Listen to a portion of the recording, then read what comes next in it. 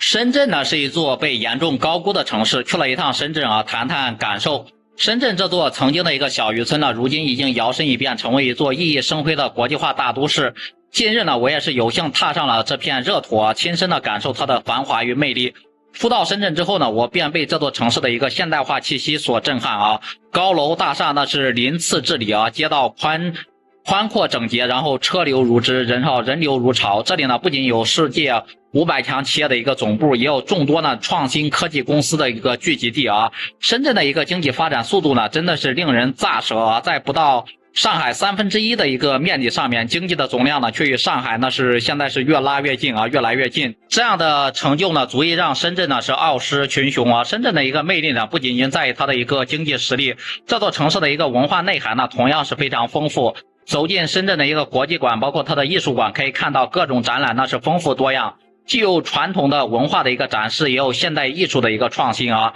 深圳的街头巷尾呢，处处都弥漫着文化的一个气息，人们呢在这里交流，思想碰撞，包括各种灵感，共同推进着城市的一个文化繁衍啊。深圳呢还是一座充满活力，包括创新精神的一个城市，这里的人们呢敢于创新，然后敢于发散思维，他们用自己的一个智慧，包括汗水，书写了一个个传奇的一个故事啊。从华为、腾讯等科技巨头的一个崛起，到众多初创企业的一个蓬勃发展啊，深圳的一个创新精神呢，可以说是无处不在。这种精神呢，不仅推动着深圳的一个经济发展，也影响着整个国家的创新步伐。当然了，深圳的一个国际化程度呢，也是其成为大都市的一个重要因素和场景啊。这里呢是汇集了来自世界各地的人们，各种金发碧眼的一个外国人，他们带来了不同的一个文化和观念，使得这座城市呢更加的多元化，更加的一个开放。在深圳的街头，你真的是可以听到各种语言的一个交流，看到不同肤色的一个面孔，感受到这座城市的一个包容与开放。深圳真的是一个包容的城市啊！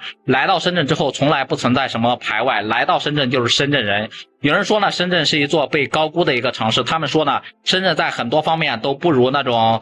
北上广，甚至不如杭州，甚至不如武汉，甚至不如重庆跟成都等城市。但我却认为呢，深圳是一座严重被低估的一个城市啊，它的潜力呢远不止于当下啊，更着眼于未来，甚至有可能超越上海，成为中国乃至世界的一个经济中心。深圳的一个创新精神，包括开放态度和文化底蕴，特别深圳呢还是一座非常年轻的一个城市，这些呢都是它未来发展的强大动力啊。站在深圳的一个高楼之间呢，俯瞰这座城市的一个繁华，我不禁感慨万分啊！这座曾经的一个小渔村、小农村呢，如今已经蜕变成一座国际化的大都市。它的崛起呢，也是中国改革开放的一个生动的缩影，也是中国人民呢勤劳智慧的一个结晶。深圳的一个未来呢，必将是更加的辉煌与灿烂。此次深圳之行呢，也让我对这座城市呢有了更加深入的一个了解和认识。我相信呢，在未来的一个日子里啊，深圳呢将会继续发挥它的一个优势，包括它的能量，为中国的现代化建设呢做出更大的一个贡献。